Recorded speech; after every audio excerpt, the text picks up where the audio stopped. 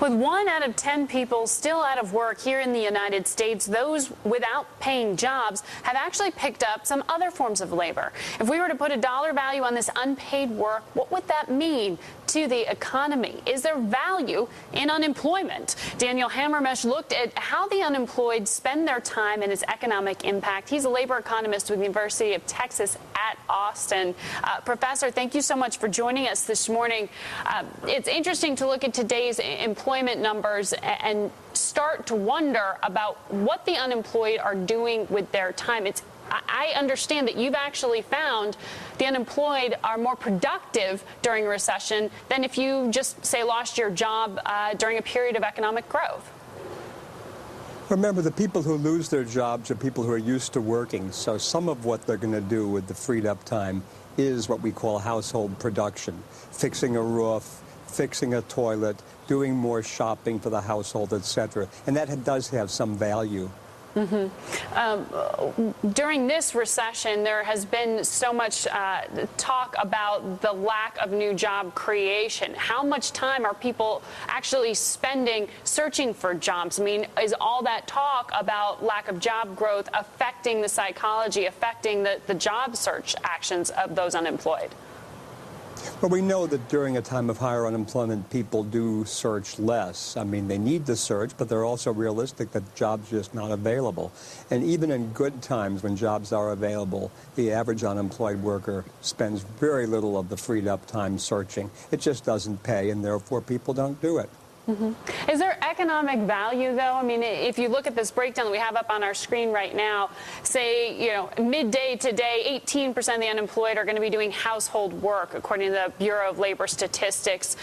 5% are looking for jobs, 11% watching TV and movies. You got to think that there's still some type of consumption happening, even though it's just a shift in the type of activity. What value is being created, if any?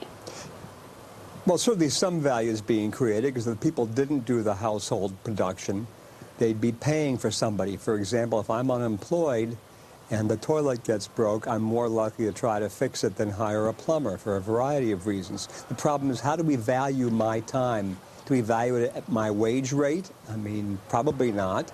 Do we value it what it would cost a plumber to do it? I hope not, because I hope the plumber's a lot better at it than I am. Or do we value it at next to nothing? And the answer is no. So certainly the value of the things done at home is going to be less than the value of what I can produce in the market.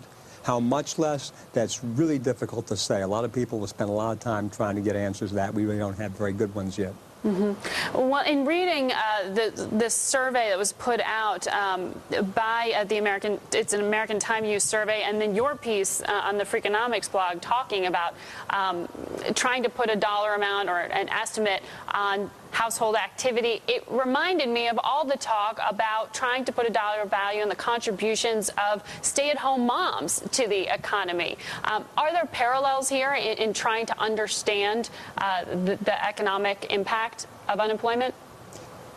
That's an excellent observation. Yes, it's not just parallel, it's really the same basic issue. How do you value time producing at home?